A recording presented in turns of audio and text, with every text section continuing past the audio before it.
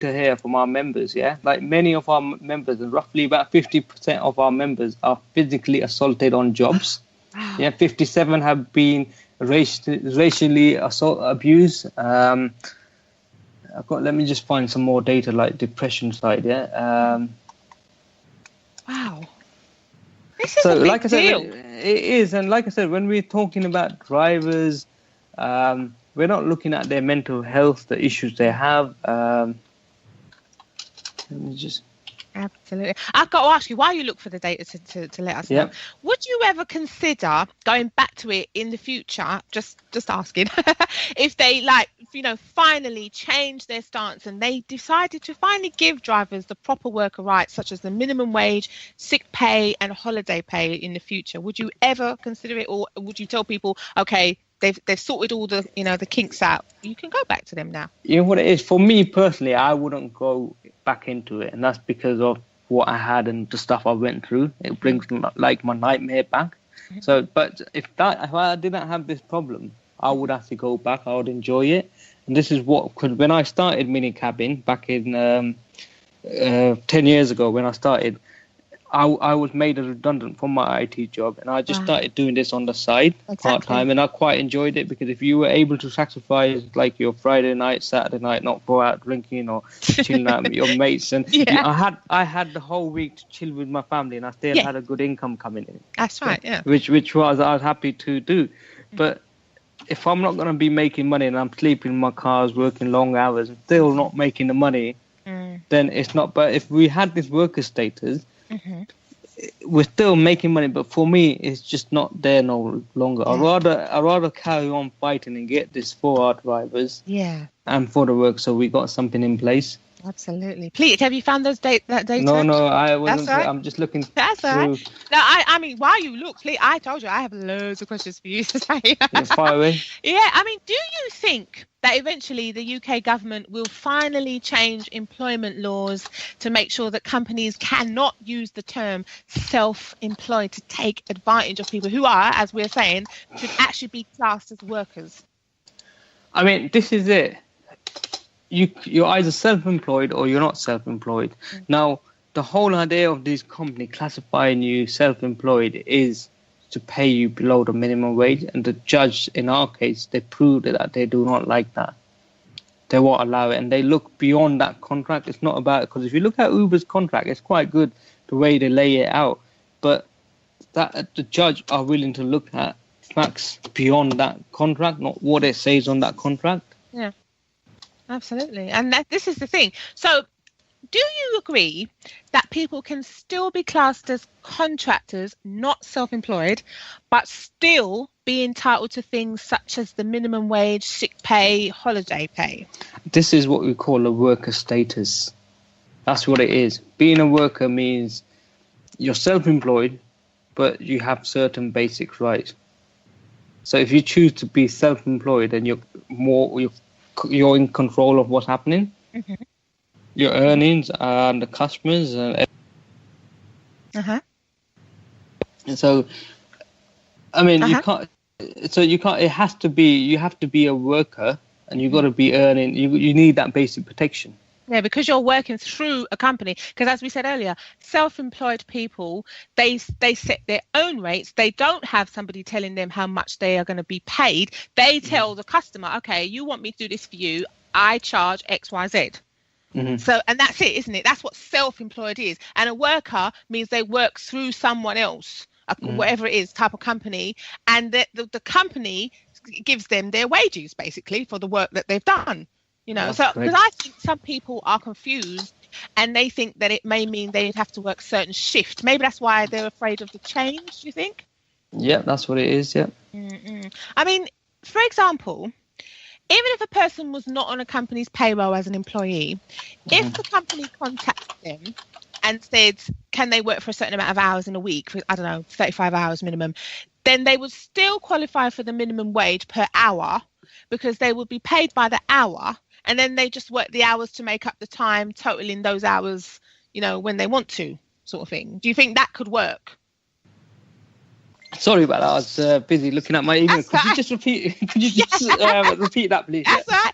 If a person was not on a company's payroll as an employee, if the company contacted them and said, can they work for a certain amount of hours in a week, like 35 hours minimum, then would you like it like that they could still qualify for the minimum wage per hour? Because even though they're being paid by the hour, they can just work the hours to make up the time. You know? Do you understand what I mean? The law is quite clear about this. It doesn't matter whether you're self-employed, whether you're an employee, whether you're a worker. Uh-huh. You should be earning minimum wage, the minimum that is. Mm-hmm. So it doesn't matter whether you're self-employed, but if you're self-employed and you're going out there and being self-employed and you're earning, you need to look at that. Either a company that's exploiting you or your business not working. So okay then. So if a company rang me, and even though I'm self-employed and they said to me they want me to work 35 hours a week, I should be earning the minimum wage. Exactly. I can't be. For them to deny that means they're acting unlawfully. Exactly. This is why I wanted to ask you, because I know that some people are sort of like on the fence. They're like, oh, I don't really understand it, but I don't really want to say that I don't understand it. So I'm happy that you're really happy to sort of explain what it could mean for the workers who don't understand this, what the change could be to their life. I mean, when we talk about minimum wage, and a lot of people keep saying, I don't want to be earning £7 an hour, but that's just a minimum. So, for example, as Uber, and if Uber keeps saying drivers are earning £15 an hour, they carry on earning that. I don't see why they shouldn't be. Yeah. So, unless they become an employee, then Uber sets a rate, but then that brings the other stuff like maternity pay, holiday pay, pension. So, there's more to it. So, it's just so about... you're saying the basics. They have to have the basics. Yeah. So just quickly here, I've got another email in front of me, some of our datas, we got 84% say the physical health has gone down since they started into the trade. Okay. 30% are taking or have taken antidepressants since becoming drivers. 84% worry about personal and family finance all the time. 43% suffer panic attack. 74% say their family and personal relationship has suffered since they become a driver. Wow. So no one wants to look at it, this kind of data, But again, it's not nice. I mean, when you're at that receiver, and like I said, I've been through that. I've been through a tough time. So I just don't want someone else to experience that. I'd rather carry on with my bike and make sure that the people I meet and drivers that I know got this protection that they need. Absolutely. And we're so happy that you're prepared to do this. And I will thank you on behalf of millions of people, because I know that so many people are looking at this case. I mean, would you like to see the UK government make the employment laws clearer so that it is clear? This is it. It's crystal clear. But the problem is they're not enforcing it. There's a lot of political stuff and playing around and hiding behind each other and this and that. But generally, it's just about, here's the law, let's enforce them. And again, it's like argument's sake, TfL, they know, they're the regulators. Like Sadiq Khan, the mayor of London, he's a human right lawyer. He knows everything. He knows it all. But the question is, does he want to do anything about it? And it's all lip service. And that's how it's always been. So whenever you have this struggle of fight, it's a group of people, a small minority that will stand out and fight. And then eventually, David and Goliath, right? Yeah, and that's what it is, and it benefit majority, but someone has to start it, and that's what it is. It's not about, a lot of people say, why don't you just shut up and just leave everyone alone? But someone has to do it. No, we're glad someone has to do it. We are glad you're doing it, because the reason I was asking about making employment laws clearer, I mean, because obviously you're saying it's clear and we know that it's there, but they are finding ways to bypass it. So even if companies don't want to have people on their employee payroll, I want to know if you feel that they must be forced to still adhere to the basic employment rights, such as paying people the minimum wage by the hour.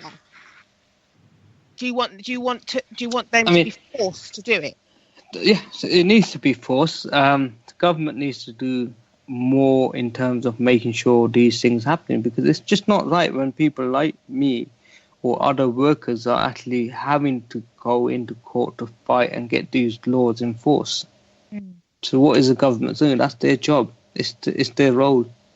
Yeah, absolutely. They should be doing it. It's not a question about whether we should be telling them to do it. And like I said, we got the laws, like employment laws, like national minimum wage. They're there for a reason. Absolutely. Yeah. So basically, was this for you about deciding that you just couldn't sit back anymore? You had to fight for your own. We have to. And like I said, it's just, I do feel like walking away sometimes, but the thing is, you don't. I mean, especially now when we've gone so deep into it, and when you meet so many drivers, and I get loads of drivers calling me, texting me, and when we go to our meeting, how happy and how proud, and they motivate me. And that's what it is. It's about making sure, and I know we're doing the right thing because we're doing it the right way. And we're helping people out there.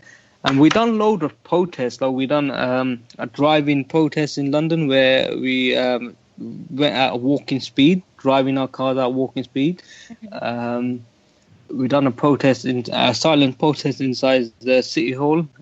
We done a protest outside Uber's office. We done a protest outside TfL. So we've done quite a few sort of protests. But the people know, but that's not enough. We just have to keep campaigning. Yeah, absolutely. Oh, wow. I'm speaking with my special guest this afternoon. Don't touch that dial. We'll be right back on the other side after this.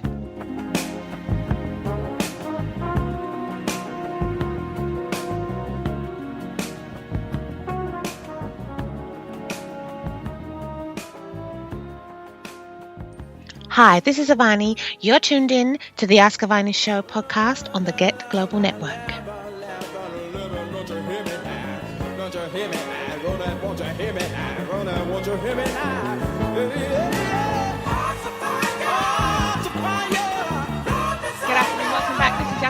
Speaking with my very special guest this afternoon, Yaseen Aslam. Wow, you've been giving us amazing information. Thank you so much. Now, I just want to know, this case has had worldwide attention and exposure. How do you feel knowing that you were part of the team of people who decided to take on a big company like Uber? I mean, I feel proud. I'm glad I was able and I'm fortunate enough to do something that's going to benefit many. But it's not about me. It's not about James Farah. It's about making sure we get things in place to protect us in the coming years, in the future.